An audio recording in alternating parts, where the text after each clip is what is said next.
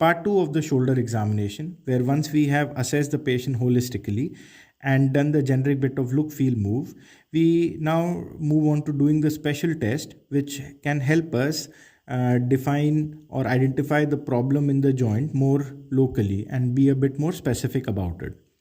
So we will look at the following bits.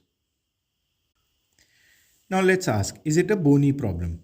Now, bony problem could be either a fracture or a dislocation. And what bone could be involved? Either a humerus fracture, head or neck of the humerus fracture, or is it a clavicle fracture, often managed conservatively, or a scapular fracture where it could be due to a high impact injury and consider underlying lung contusions.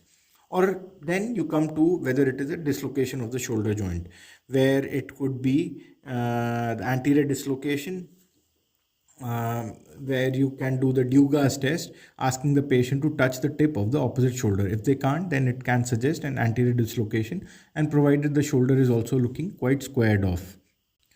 Now we come on to checking for impingement. Now impingement and a painful arc are often commonly called together when a person has problem in abducting the arm from 60 to 120 degrees. Now you can confirm this by doing the near impingement test, where you do the forward flexion and also simultaneously pressing on the patient's acromion. So, or you could do the Hawkins-Kennedy test, where you forward flex at 90 and then do the internal rotation of the shoulder. And you could also lift up the arm on the side up to 90 degree and then leave it. If it just drops off, it could suggest a weakness in the tendon or the ligaments or basically the rotator cuff. Now coming to the rotator cuff is made up of four tendons of four muscles: the supraspinatus, infraspinatus, teres minor, and subscapularis. Now supraspinatus helps in initiating the abduction, and you can test it by doing the empty Job scan test.